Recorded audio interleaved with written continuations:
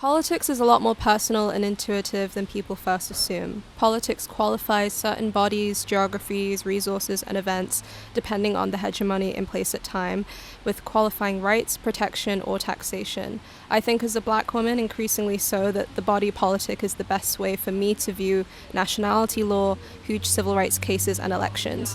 My, like everybody's politics, I assume, goes inwards and then outwards. What do I need? What do the people who look like me need? What does everybody need to survive? And then I align myself with wider politics bills, alternatives, and discussions that way.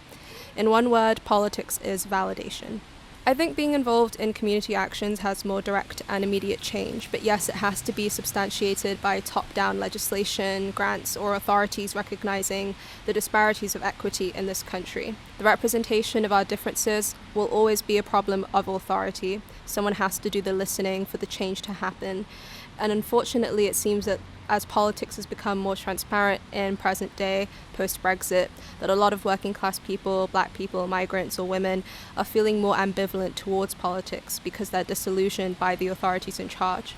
Could that sense of instability within those social groups tip into real change? The internet at least makes it seem so.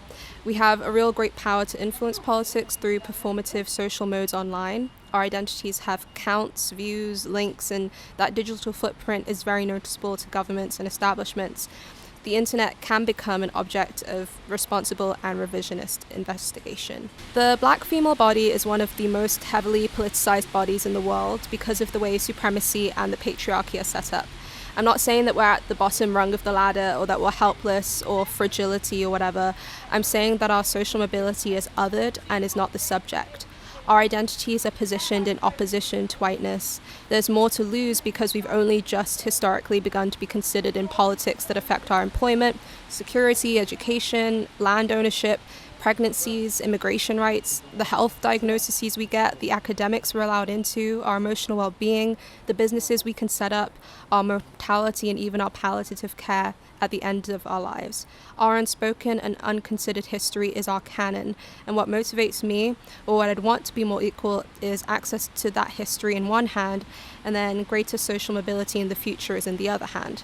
Getting involved in different community and political programs and projects is a great way to gain experience, to meet new people and just learn. I personally have taken part in different projects throughout the years, and it's opened my eyes to so many different issues and different experiences that people face. So I think that's definitely a key thing. And I think also just having the confidence to do it. I know people can often feel powerless and feel like they can't make a change, but everybody has the power within to make that change. So just taking that step, whether that's by yourself or with a community group, with your friends, just taking that step and doing it. Creating safe spaces for them is really important. So as we both know, there are projects that are aimed specifically at women from different racial communities, for example. And I think having those spaces where they're with people that are like them, similar to them, it's like that safe space where they can talk and learn. I think that's really important. And having that specifically geared for them will give them the confidence. We see what role gender plays in politics. If we just look at how governments make policies which are still oppressing women today, I think that's just evident as to how important gender is. So I definitely think gender equality is important, but I also think that we need to look at how gender intersects with different characteristics. As a Black woman, my race is just as important as my gender and will affect how I see the world and how the world sees me. So we can't just look at gender in isolation. We have to look at it across the board with different characteristics. Within feminism, we still haven't even established an equal ground there. So how do we expect to achieve gender equality in general if we don't have equality within the very group that's supposed to unite women? So I think we have to start there as well. In my ideal world, women, those who are non-binary, men, everybody of all races from all over the world would be free from misogyny, gender oppression, any limitations that are placed on them due to gender. That would be my ideal gender equality world. Being involved in politics can lead to positive change. I don't know if it will lead to more equality in the society. There will always be inequality because my understanding of equality, there's a bit of hard work and luck that has to do with it. So sometimes if you don't work as hard as the next person, you it's not really possible for you to be in the same level with that person. So, but I think, and no matter what power you get, no matter how much you get, if what somebody, if somebody is just there to take, they will never be on the same pedestal with the person who is working. So I don't think that politics will ever lead to equality in the society from that perspective. But I think that politics will lead to positive change. Yes. For instance, I'll take women participating in women getting educated, for instance, as an example. If not for voices that went in to serve the people, to defend the women who were not allowed to go to school, no woman would have been going to school by now. Again, women now being empowered to venture into politics or venture into hard areas. I watched a movie, Hidden Figures. It's about the three American ladies who were one of them was involved in, three of them were involved in NASA launching the first rocket, and they were brilliant. But at that time, women were not allowed to go to school, like study engineering. And one of them had to go to court. But she got the support of those women who were already studying, and they helped her. And she went to court, and the court allowed her to study engineering. And this led to them coming together and helping to launch the rocket, the first man that America launched in space. And that is how I believe politics, which is seeking to serve, can empower people for change, positive change. Working in a remit that is based upon, policies, implementing things that impact different groups, both in the UK and internationally, I inevitably have an opinion. And unfortunately, most of it is that it doesn't align with my moral compass and my political views at that too. So yeah, being a civil servant, despite the fact that I'm meant to be impartial, I'm literally in the political sphere. I work within it. Sorry, the second bit where I've also had political experience would be a program I did a few years ago that was tailored towards BAME. I'd rather not use BAME, minority ethnic women, and basically trying to increase the engagement in the political and civic sphere. And that was really good because, I met, it was a few years ago now, so when I just finished uni, and it was a great opportunity for me to really broaden my horizons, step outside my comfort zone, speak on issues that I may not have been I may have been confident to speak about before, learn about different issues along the way. I learned about honor killings, domestic violence, things like that along the way. The opportunity allowed me to link in with women from different backgrounds, from different experiences, understand different takes on their political views, for instance. And it just kind of exposed me to a world that's outside of my own beliefs and my own lived experience. And I think that was really good for me. Again, being a civil servant, I look at kind of the figures within the civil service and who is leading on what. And it's still very, male dominated, white male dominated at that. For me, I find it, I can't really kind of get my head around the fact that men can make policies on behalf of women. For instance, things like the sanitary items, like they have like a ridiculous amount of tax on them. There's obviously abortion laws still in place in some places. Yeah, it just baffles me how men that has never lived the experience of women and what we go through, and the kind of things our bodies put us through, the kind of experiences we go through, etc., how they can just make policies about it. Equality, especially gender equality, is important for the fact that representation is so key, inclusion is so key.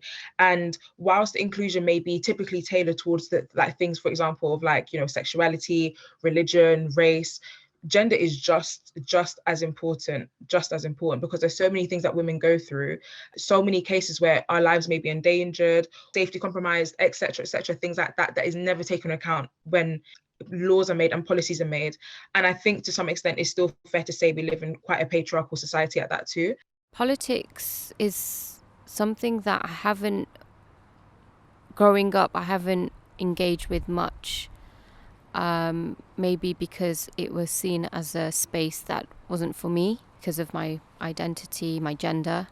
As I've gotten older, it's had more impact on how I view the world, how I go about my daily life. It means more to me now than it did when I was younger.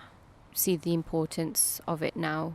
Bring about some positive changes. If you're thinking about community engagement and community activism, if you're thinking about policy, then I'm not quite sure how government policy reaches the community of the people that are on the ground. And I think that's probably where some of the inequalities in society are. I'm motivated by the injustices that I see around me and the lack of access that people have, particularly people from the Black and minority ethnic group. When I see people's biased views and attitudes towards these groups, that often motivates me to action change and for greater equality, because I know some of the reasons why communities are in the disadvantaged positions that they are, and they're often things that are not within their control. So that's what motivates me to take action. What stops me is having access to the policymakers, policy changers, how to approach them. It's not something that you're necessarily taught at school. It's something that you possibly pick up if your family are involved in kind of boards or community groups. But if they're not, then it's not necessarily something that you'd have access to. The mundane 9-to-5 lifestyle that we all seem to be sort of falling towards or aiming for, that takes up so much of our time and space. I think organisations don't give employees enough opportunity to step out of the work office to try and get involved in some of the community things that would actually help not just the community but also organisations themselves.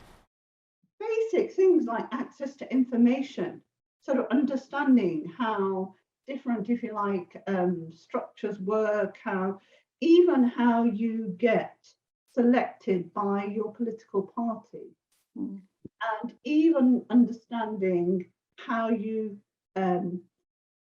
manage that interview and selection process.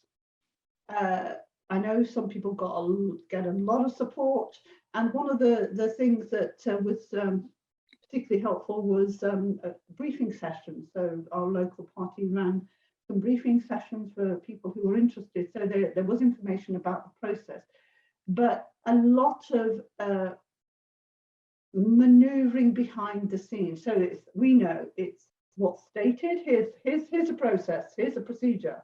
And then it's what happens in the background. So as much as information about the formal process and procedure, there was as much, if not more, understanding what goes on behind the scenes, and literally behind the scenes. So it's a bit like a theatre production. You've got the play being enacted at the front, and you've got the directors at the back and the producers running around who have as much influence on that as a process and what people see and hear. So that took me a while to understand, and for me to feel it really mattered, because often I was quite relaxed, laissez-faire, it doesn't really matter. Easy come, easy go, I don't mind if I do, or I don't mind if I don't.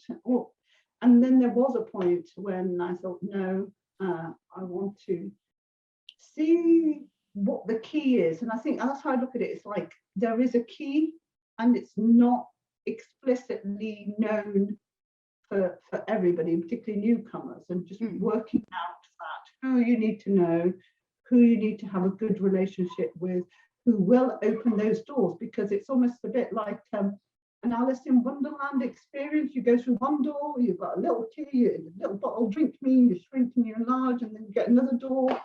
And so it's never that there's just one single doorway. There's doorways upon doorways, and knowing where to find the key. And even the key may not look like a key. So it's all those things that are helpful. And then the informal networks as well as the formal networks, as I said, and the gatekeepers. So that's the biggest, I would say, is as a challenge, is navigating who can have a say and decide whether you get so far or not at all. I believe that people becoming more aware of their choices and their decisions, and also their voice, can only lead to a betterment of people's lives. There is equality and equity. It's not just about equality, it's also giving people the chance to participate and to be part of the change that they wish to see. With more information and more people getting involved, it will be a positive change for society, and it will bring those changes. Inequality and the difference in pay for women, the difference in the services for women and being taken seriously in health matters, in at the home and in the workplace, is something that needs to be changed, and it needs more than what has been done at the moment. We seem to be talking of the same conversations that we had 40 years ago about inequality, about sexism, about violence against women. People need to know that they can and they are the changers. Women are powerful and creative human beings, and we are integral, and we are the foundation of society as well. I think sometimes you can become apathetic. I think sometimes you can leave it to someone else. But the reality is that you need to make that change, whether it's voting, whether it's going to the polling booth, whether it's signing that online petition, whether it's going to that vigil, whether it's going to that protest. We are all made to feel that our voices don't mean anything by the government and by the media. But we all know that one person's action can create a wave that moves society and people and can create the change that is a positive force for everyone. I think absolutely that gender equality in the political space is crucial and highly needed to be able to, have a group of people who represent the community that they're representing and making changes for, but also helping people have access to people in positions of power, just as much as, working within your own community through grassroots efforts helps you to be able to enact change. You'd also want people from within those bodies making the change for you and pushing that. Looking to your leaders, so these are the people who are in positions of control, that is in government or in organizations or even in private companies, and seeing that there is an equality of different diverse peoples of different backgrounds, and especially seeing that women are also in these positions of power pushing forward the agenda. Also seeing that the message is uniform, that it is all parties are involved in pushing forward the narrative of gender equality, and that there is a movement to, I would say, almost shift the culture, shift the thinking, so that gender equality isn't so much of an issue, but rather a norm. So I think that to me is the ideal scenario in terms of thinking of gender equality. I think that small steps, there are different pockets of areas that we can work on creating this shift in culture thinking. I think that, from getting more women into positions, more members in parliament, more women in ministerial positions, so that we can kind of up the gender equality in the UK, but also working within schools with the young people, helping them, to rid of toxic masculinity, of pushing for more gender equality and normalizing it within schools, exposing them to this kind of thinking, so that as the generations come and go, it becomes such a norm that it isn't even questioned.